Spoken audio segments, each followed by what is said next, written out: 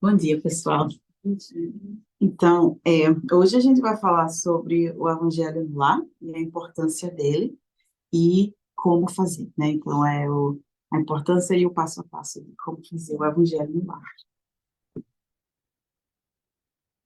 Aqui começa com uma frase de Emmanuel: se um homem é a partícula divina da coletividade, o lar é a célula sagrada do todo. O lar é a célula sagrada de todo edifício da civilização. Eu acho essa frase muito importante, né? Principalmente começando agora, porque mostra a importância da casa, né, do nosso lar para a construção social. Então, se a gente cada indivíduo, uma partícula divina, então, dentro do nosso lar nós temos algumas partículas que juntas formam a civilização, né? O edifício, como ele coloca aí, da civilização.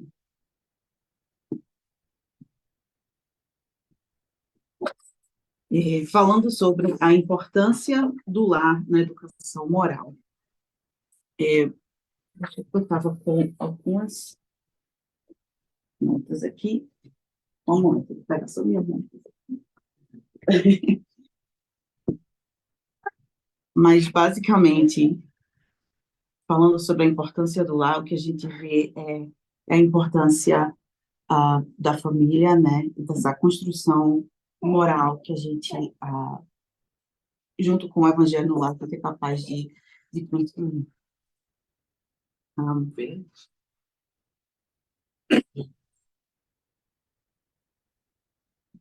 só um momento, que a nota não apareceu ali.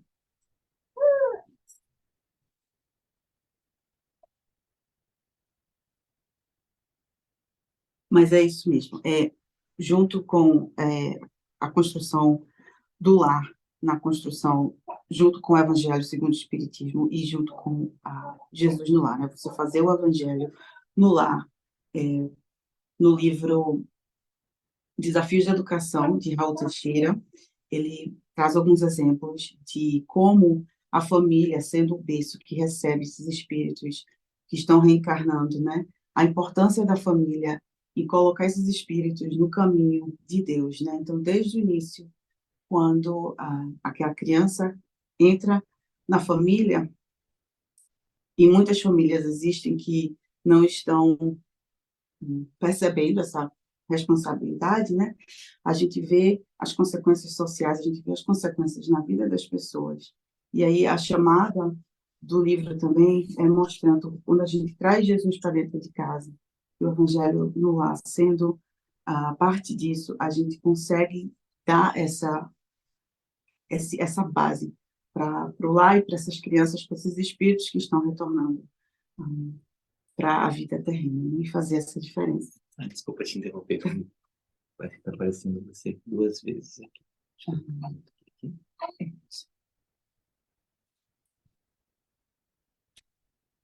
Eu achei meus notas também.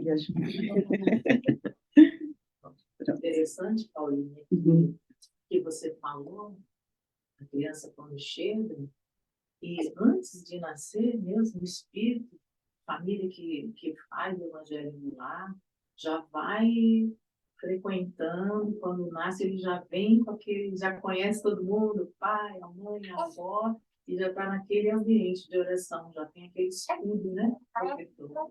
Já, esse daqui visitou a gente também, antes de encarnar. Gente, no meu sonho também. Eu sonhei com ele, assim, veio pelo mar, assim, como se eu estivesse pescando num cestinho, enrolado num manto branco, e com essa mesma cara e esse mesmo cabelo. Eu falei pra ele, vai ser cabeludo. Ele é um menino, eu falei pra ele, é um menino. E o nome, né? Você lembra? E o nome. Que incrível. E a gente faz o Evangelho lá toda quarta-feira. Então, uma pergunta aqui que eu coloquei, que vem do Livro dos Espíritos. Então, a resposta que ele diz, pergunta 796. Ele fala sobre a questão das leis sociais, né? E como elas podem ser muito severas dependendo da sociedade. Então, ele coloca assim, uma sociedade depravada certamente precisa de leis severas.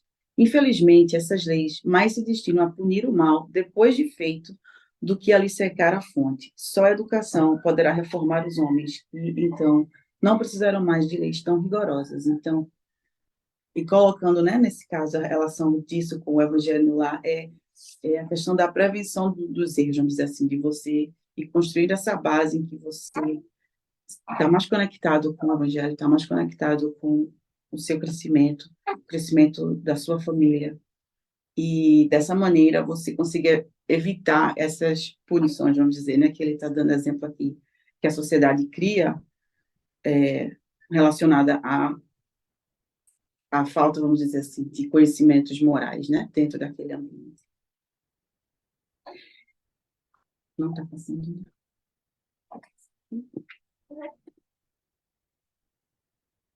É no lar que os espíritos se reencontram sob o mesmo teto, na condição de pais, filhos e irmãos. Nesse ambiente são oferecidas as oportunidades de novo aprendizado moral, possibilitando aos encarnados exercitarem no campo afetivo a fraternidade, a solidariedade, enfim, os sentimentos derivados do amor. Então, o lar sendo essa escola, basicamente, né, inicial, onde a gente começa a praticar esses sentimentos, a gente começa a botar em prática esses aprendizados com aquelas pessoas do nosso núcleo, né? E aí, no Livro dos Espíritos, na pergunta 385, eles colocam assim: os espíritos só entram na vida corporal para se aperfeiçoarem, para se melhorarem. A delicadeza da idade infantil os torna brandos, acessíveis aos conselhos da experiência e dos que devam fazê-lo progredir. Nessa fase é que se lhes pode reformar os caracteres, reprimir os maus pendores, tal dever que Deus impôs aos pais, missão sagrada de que terá de dar contas. E aí ele também coloca no Evangelho segundo o Espiritismo que esse aprendizado moral, ele não necessariamente exige o saber do mundo, né? Muitas vezes, no caso, ele está dizendo que não exige aqui, por isso que pessoas, independente de classe social, de escolaridade, o que importa, esse aprendizado moral é a capacidade de todos nós, né? Então, nós temos esse aprendizado vindo de Jesus, que a gente pode implementar nos nossos lares, independente de currículos, assim, não é isso que conta, não é isso que vale. E que você, obviamente, né? Nós temos todo o suporte espiritual para esse processo também. Ninguém está sozinho.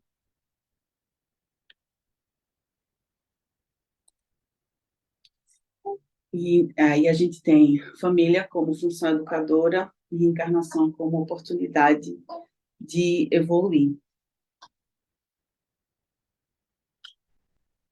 que é o que a gente estava falando nesse momento, né? Então, a oportunidade reencarnatória da gente praticar e a gente se reformar, né? Praticar os objetivos de crescimento espiritual, ah, colocar em prática o que a gente aprende também junto com o evangelho nesse caso, né? Mesmo tendo essa oportunidade, muitas vezes, nessa vida terrena, não aprendemos, né? Muitas pessoas ainda insistem em não aprender, mesmo nascendo na própria família, né? E aí tem que vir novamente, de repente, novamente na família para poder resgatar e ter um entendimento maior aí.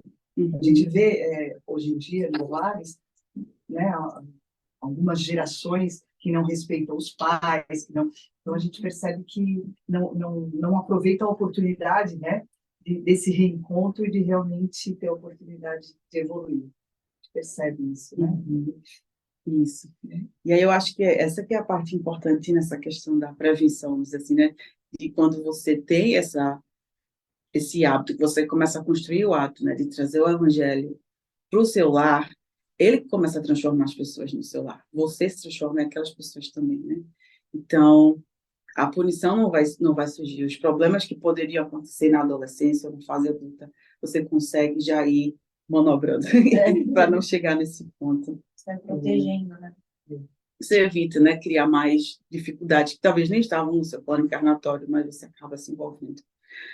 E aí ele coloca assim: a função educadora e regeneradora da família é extremamente delicada e importante quando se atribui à reencarnação a oportunidade de ascensão na escala evolutiva através de novas experiências no campo intelectual e moral. Então, são essas experiências, né, que a gente está falando da reencarnação.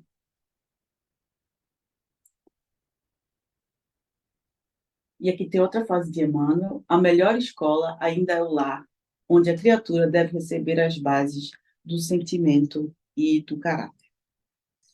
Então, no livro Jesus no Lar, então, se vocês já leram na introdução, Emmanuel, ele também coloca uma frase em que ele diz assim, ele nos instrui a convidar Jesus ao nosso lar, por ele ser o renovador de nossas vidas. Então, Emmanuel fala assim: atingindo o ápice do entendimento, que é o entendimento de Jesus como fonte renovadora de nossas vidas, né? Porque ele faz algo muito interessante, ele demonstra assim, historicamente, o ser humano interpretou Jesus de formas diferentes, né? Então, primeiro, a gente, 1000 anos atrás, vamos dizer assim, o entendimento do Evangelho, ele era os filósofos interpretavam como uma questão de estudo, né? Então ficava muito no campo intelectual. E hoje nós estamos num momento em que o Evangelho é prática de vida, né? É a introdução dele na nossa prática de vida. Então ele diz, quando a gente atinge esse entendimento de que o Evangelho é para ser vivido, não é somente um ponto intelectual que você lê e faz questionamentos e coisas do tipo, né? Ele passa a ser parte da sua vida, das suas decisões. No momento que você chega nesse ponto de entendimento, a criatura ama o templo que lhe orienta o modo de ser, contudo, não se restringe às reuniões convencionais para as manifestações adorativas, e sim traz o amigo celeste ao santuário familiar, onde Jesus, então, passa a controlar as paixões, a corrigir as maneiras e a inspirar as palavras, habilitando o aprendiz a traduzir-lhe os ensinamentos eternos através de ações vivas, com as quais espera o Senhor estender o divino reinado da paz e do amor sobre a terra. Então, ele coloca, né, que no momento em que você entende que Jesus aqui vai renovar a minha vida, eu não tenho essa capacidade de fazer sozinho, ele entra no seu lar e ele controla as paixões, corrige maneiras, inspira palavras. Então, ele transforma realmente os relacionamentos, né? O seu, eu acho que com você mesmo, que começa aí, né? Você consigo mesmo e você com as pessoas do seu lar. E eu acho que tudo é questão de exemplo também, porque no momento que você começa a fazer essas reflexões, você, querendo ou não, inspira os outros ao seu redor, né? Porque eles veem o resultado daquela transformação na sua vida, eles veem o resultado e eles, pelo menos eu acho que passam a perguntar, poxa, eu quero ter um pouco mais de paz, como é que aquela pessoa consegue aquele nível de paz? Eu gostaria de ter também. E dentro de casa, você com seus filhos, você serve de exemplo, né? As suas ações, decisões, eles veem como é que a sua vida caminha, e quando você está caminhando junto com o Evangelho, junto com Cristo, eles percebem essa transformação. Na minha casa também, o exemplo é muito importante, né? Para que o exemplo também não é só para os filhos, às vezes para um irmão, para um pai. Eu tinha um vício muito feio, que era fumar, fumava muito. E na minha casa era casa de fumante, assim. Eu não sei como ela conseguiu viver ali, porque se fumava na sala, assim, todos os ambientes no quarto. Não tinha costume, não tinha regra. Minha mãe parou de fumar há mais de 20 anos, então era a única que já fumou, mas até então era respeitável. Tipo assim, não posso ser, digamos assim, hipócrita, né? Fumava, né? Sempre fumei desde meus filhos são crianças, mas dentro de casa, agora não vou proibir ninguém. Então, assim, eu, meus irmãos, meu pai sempre fumavam. E aí eu parei de fumar. A Laurinha, a Rani engravidou da Laura, eu falei, vou parar de fumar. Eu orei, pedi muito para Deus, consegui. Aí esse exemplo que eu dei para dentro da casa do meu pai fez com que o meu irmão parasse e o meu pai parasse. Assim, meu pai mais de 40 anos fumando, assim. E o exemplo é muito importante mesmo, né? A gente indicar, né?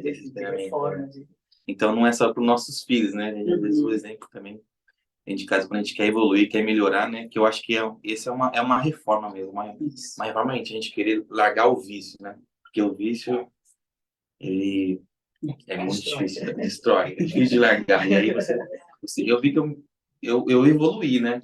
Pra mim, assim, eu falei, nossa, foi uma evolução muito grande pra mim, porque pra mim Era o mais cigarro era forte, muito né? prazeroso, eu adorava fumar. Fumei por 15 anos, então eu achei que eu nunca ia conseguir.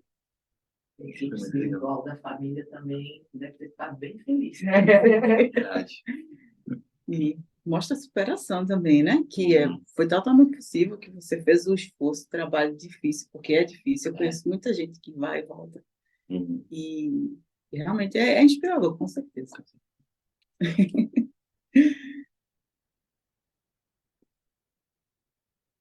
Então, aqui Emmanuel afirma: o culto do evangelho no lar não é uma inovação, é uma necessidade em toda parte, onde o cristianismo lance raízes de aperfeiçoamento e sublimação.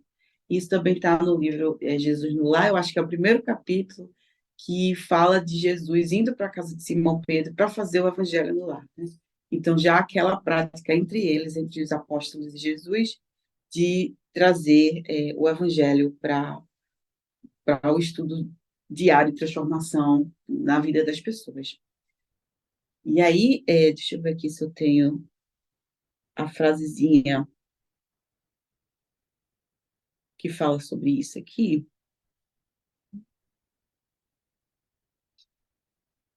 Então, no capítulo, é no primeiro capítulo mesmo, ele diz assim, Jesus dizendo para Simão Pedro: o berço doméstico é a primeira escola e o primeiro templo da alma. A casa do homem é a legítima exportadora de caracteres para a vida comum. A paz do mundo começa sob as telhas a que nos acolhemos. Se não aprendemos a viver em paz entre quatro paredes, como aguardar a harmonia das nações? Se nos não habituamos a amar o irmão mais próximo, associado à nossa luta de cada dia, como respeitar o eterno Pai que nos parece tão distante? Então, eu acho que é uma frase muito importante, né? É uma fala muito importante que está no livro Jesus no Lar, em que Jesus expõe. Se a gente não aprende a perdoar aquele que está do nosso lado, se a gente não aprende a amar e a cuidar, né, daqueles relacionamentos, fica difícil exportar isso. Então, nessa frase de Jesus, né, o que eu acho muito interessante é que é tão didática a forma como é construído, porque a gente começa a praticar essas coisas com aqueles que estão dentro de casa. Então, você não é colocado numa situação em que você agora é presidente e tem que cuidar de 200 milhões de pessoas, né? Você precisa cuidar daqueles que estão perto de você, seus filhos, filhos, marido, esposa, e começar essa prática de pouquinho, que aí você consegue, transformando aquele pouquinho, consegue ir aumentando, né? Então, eu acho essa frase muito pertinente de Jesus, né? Se a gente não se habitua a amar o irmão mais próximo, que está associado à nossa luta de cada dia, como respeitar o eterno Pai que nos parece distante, né? Então, é, e volta aquela frase do início, que é cada um sendo uma gota divina, né? Então, se você respeita aquela gota divina, se você não tem respeito àquela gota divina, como você vai respeitar o Pai maior, né? Então, é muito interessante, sim, essa conexão entre o seu lar e a sociedade em geral. Desculpa mais uma vez. Sem problema. Gente, o PowerPoint não está sendo compartilhado aqui com o Zoom. Você consegue abrir o Zoom aqui?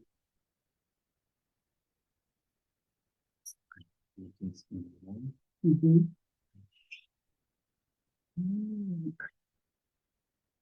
Agora sim. Perfeito. Puxar para o cantinho. Não, dá para puxar para o cantinho. Vai ficar em Sim, tá bom? Tá bom.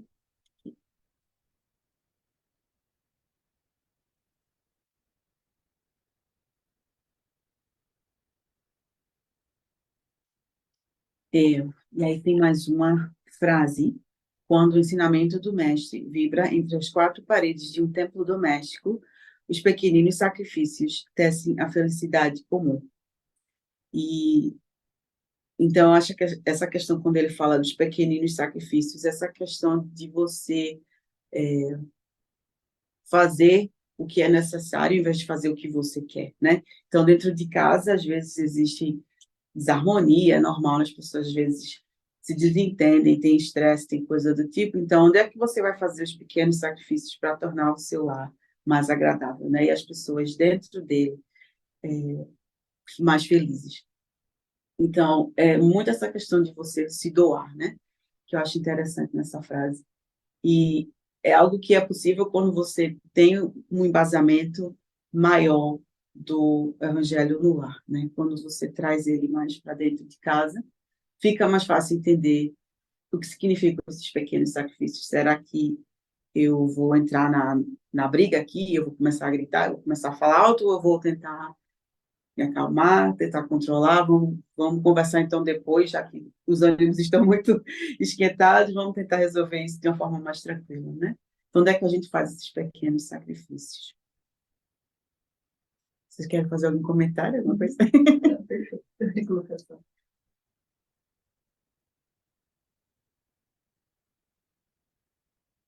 Bezerra de Menezes, por sua vez, pondera: trabalhemos pela implantação do Evangelho no lar, quando estiver ao alcance de nossas possibilidades.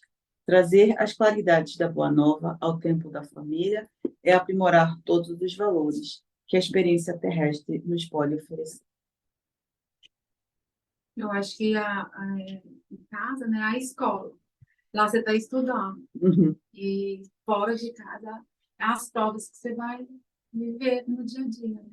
Porque se você conseguir colocar a forma que você aprende dentro de casa e ir aceitando, você vai, as provas que vão vir vai ser mais fáceis. Né? Uhum. Lembrar todo domingo esse refazimento aqui e levar para a semana. Né? É muito difícil. Né? Colocar em prática, né, tudo aquilo que você está aprendendo no momento. Uhum. E como eles falam, né? Como é que fala aquela expressão em português?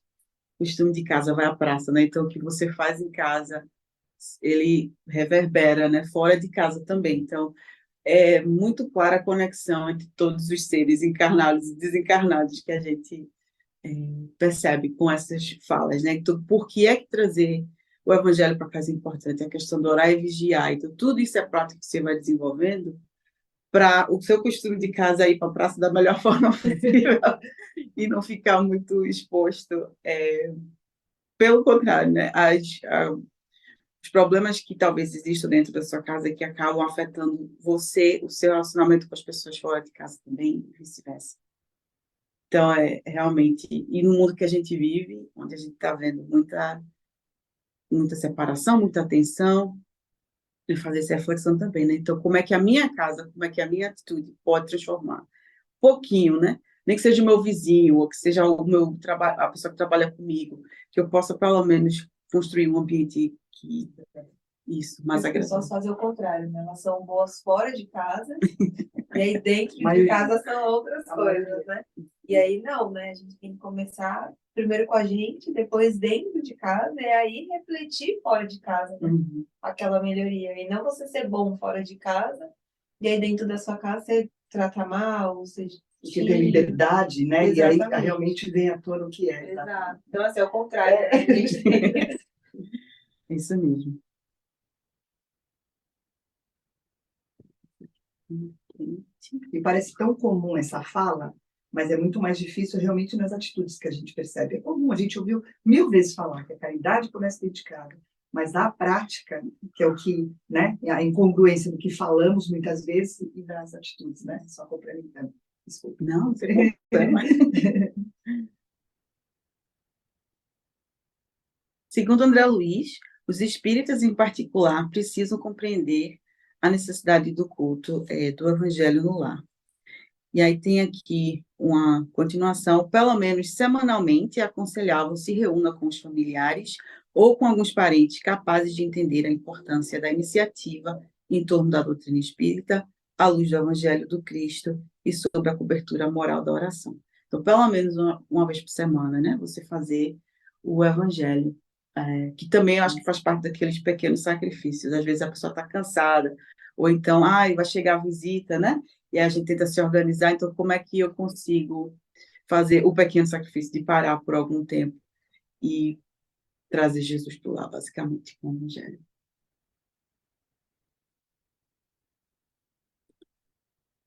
Joana de Ângeles também se manifestou a respeito desse assunto e esclarece. E agora são algumas frases de Joana de Ângeles. De novo, né? Pelo menos uma vez por semana, reúne a tua família e felicita com o Espiritismo, criando assim e mantendo o culto evangélico para que a diretriz do Mestre seja eficiente rota de amor, a sabedoria em tua casa. Na verdade, acho que é importante também reforçar que quem não tem ninguém tem que fazer sozinho, né? É importante fazer. Sim. E eles falam, inclusive, que é bom você fazer em voz alta, porque onde tem um ou mais reunidos, né? Tipo, tá sozinho, né? Você não está sozinho. Então, mas eu tenho que fazer em silêncio? Não, é importante que você faça sozinho, assim, fisicamente sozinho, mas que você faça em voz alta, porque com certeza terão outras pessoas ali ouvindo e participando, né? Então, é muito importante. E sempre ter um dia e um horário para que você, para que eles, porque sempre naquele dia, naquele horário, você terá aquele suporte e aquelas pessoas que já estarão ali te acompanhando também. É importante isso.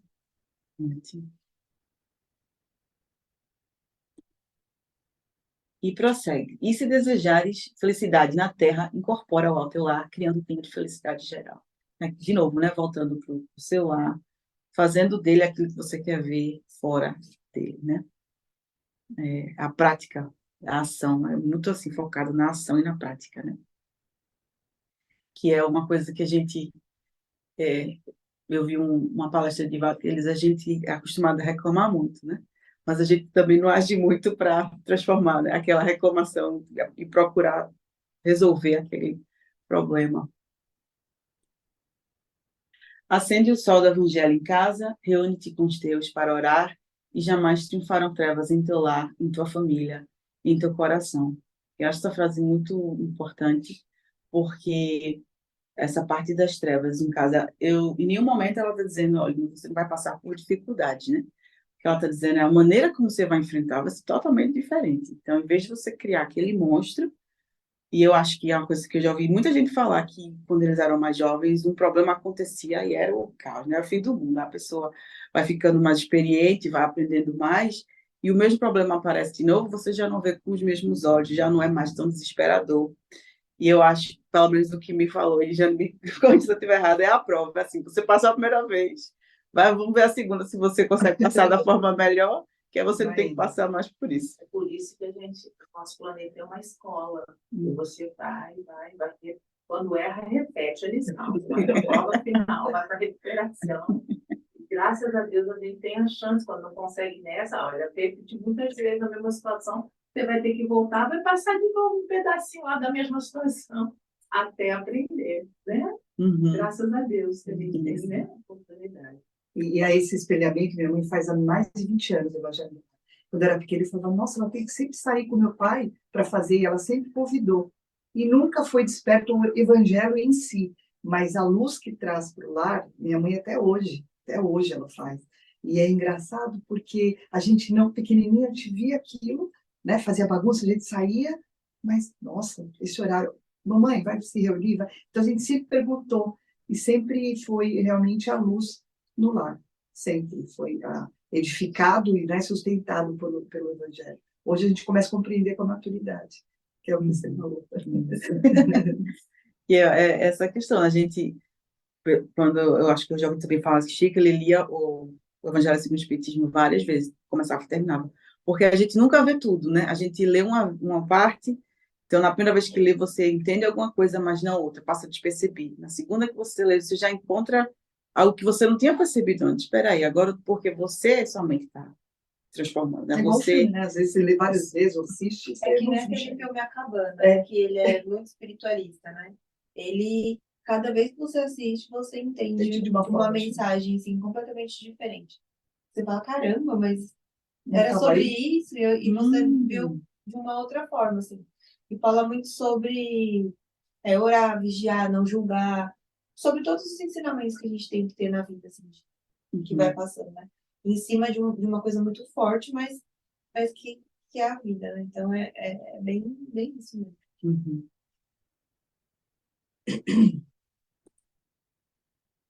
Tá ali, ó, cortando um pouquinho, mas aqui está dizendo assim: por fim, Bezerra de Menezes conclui, convidando-nos à ação. Auxiliemos a plantação do cristianismo no santuário familiar, à luz da doutrina espírita, se desejamos efetivamente a sociedade aperfeiçoada de amanhã. Então, é um convite bem claro, né? Você quer mudar a sociedade, a gente diz, meu Deus, do mundo, né, do jeito que está, começa dentro de casa, a gente não é convidado primeiro a começar com a gente, começar com os nossos próximos, e a gente consegue trazer isso para fora. De acordo com o estudo, você vê quantos benfeitores espirituais nos pedem a mesma coisa. Né? Então, o que a gente tem que fazer? Seguir, né? Isso. Então, tá aí, a orientação deles. E mostrando que, se eles estão repetindo, é porque a gente não está ouvindo, né? Então, olha, lembra, o Jonathan a gente falou, agora eu estou falando por algum motivo. Tem que ser relembrado. A finalidade e importância do Evangelho no lar, né? Compreender os ensinamentos cristãos vai levar ao seu aprimoramento moral. Então, ele possibilita, né, estudar o Evangelho possibilita compreender os ensinamentos, e isso leva à prática do aprimoramento moral. Criar em todos os lares o hábito de se reunir em família para despertar e acentuar nos familiares o sentimento de fraternidade. Então, isso também, né, você criando esse hábito, você desperta esse sentimento de fraternidade, que quando a família ora junto, tem uma fala em inglês que quando a família ora junto, eles ficam juntos, basicamente a família se une mais. Né? Então, é uma coisa que a comunidade cristã aqui fala muito: when you pray together, you stay together. E eu acho que isso faz total sentido, então, porque você coloca Deus na frente, né? Da sua casa, da sua família. E aí, o Evangelho, ele, pelo momento de paz que o Evangelho proporciona ao lar, pela união das criaturas, propiciando a cada uma a vivência tranquila e equilibrada. Porque você aprende, né? O Espiritismo é muito nessa questão você precisa estar sempre aprendendo, sempre lendo. E isso, eu acho que no momento que acontece alguma coisa que o instinto bate, que você quer reagir, o ensinamento ele está ali para dar uma segurada em você. Opa, eu sei que não é essa a melhor maneira de agir, né? Ou de resolver um problema. Isso. É interessante, Paulinha, que toda vez o Evangelho sai realmente, quando a gente começa a fazer, ele sai o que você está precisando ouvir naquele dia. Uhum. Né? É um ensinamento, um aprendizado todo dia, tá? Não? É a dificuldade que você está tendo e a luz que o Evangelho está trazendo no momento. Uhum. Mas acho que mais que isso é o benefício que você vê a longo prazo, né? Assim, as mudanças de atitude sua com os outros, da sua família. Então, tem uma historinha até que eu não sei se a gente ouviu aqui ou no curso que a gente faz, que a moça ela chegava todo dia e ela agradecia, abraçando a parede, falava, muito obrigada pelo lar, estou em casa de novo, não sei o quê. E aí, quando foi ver, as paredes da casa dela estavam todas iluminadas. Então, quer dizer, às vezes a gente nem vê, mas não é porque a gente não vê que não está acontecendo, né? Então, assim, só a gratidão dela pelo lar, pela harmonia no lar, dela abraçar, né, o movimento dela abraçar a parede e agradecer. Então, quer dizer, ela tinha uma proteção ali no lar dela, ela tinha as paredes todas iluminadas, que ela foi fazendo isso de tanto que ela chegava e tinha essa ação. Então, quer dizer, se a gente faz o evangelho, se a gente ora dentro de casa, às vezes a gente não está vendo, mas a longo prazo a gente vai percebendo a melhoria, né, da energia da casa, das atitudes das pessoas. Eu acho que isso é muito importante. Com certeza.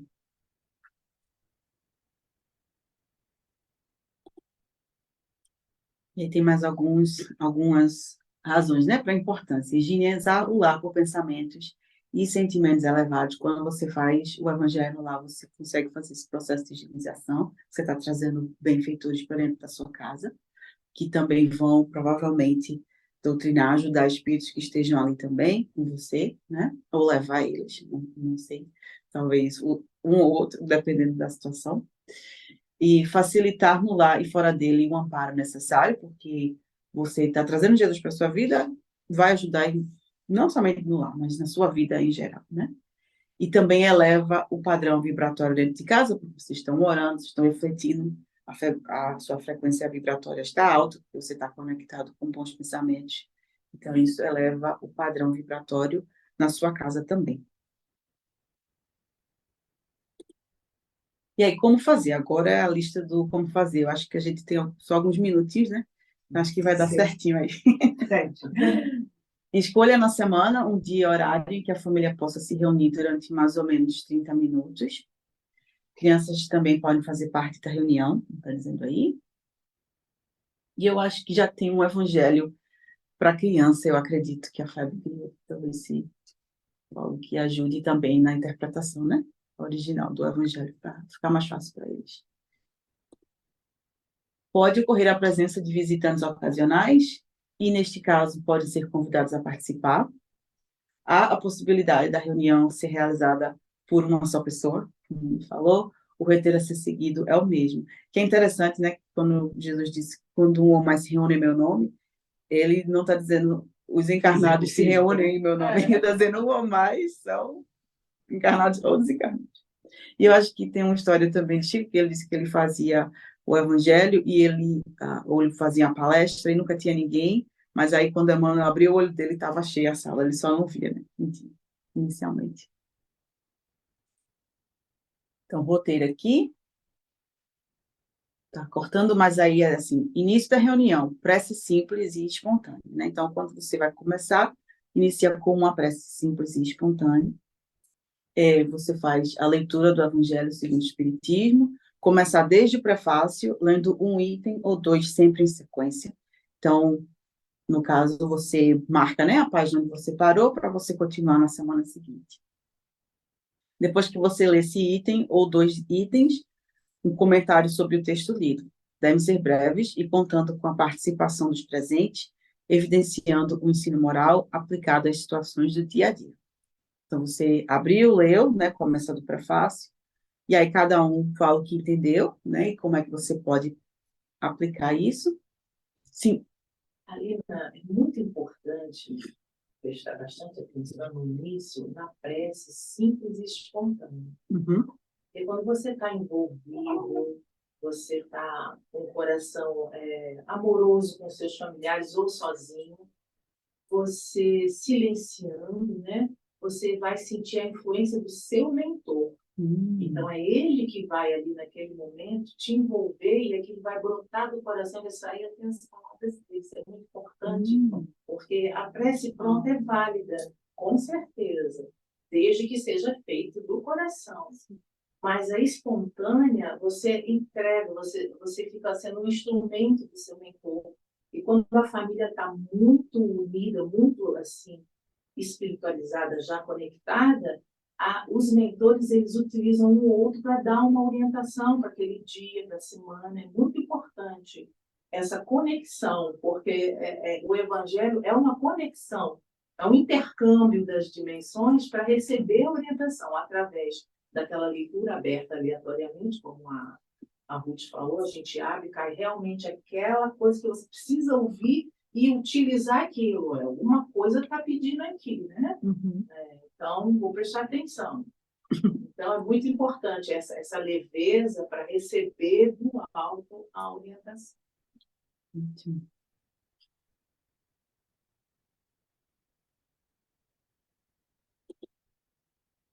E aí, depois que você faz a leitura, né? E cada um contribui com o que entendeu, é o momento das vibrações pela fraternidade, paz e equilíbrio de toda a humanidade, e por todos os governantes e por aqueles que têm sob sua responsabilidade crianças, jovens, adultos e idosos, pela implantação e vivência do Evangelho em todos os lares, pelo próprio lar dos participantes, mentalizando paz, harmonia e saúde para o corpo e para o espírito. Então, é o momento de orar por todos, né? Você fez a oração, estudou, e agora é a hora de orar, vibrar pelo mundo e por aqueles todos, todas as pessoas que estão em várias situações de vida. E é isso. Muito obrigado. Obrigada.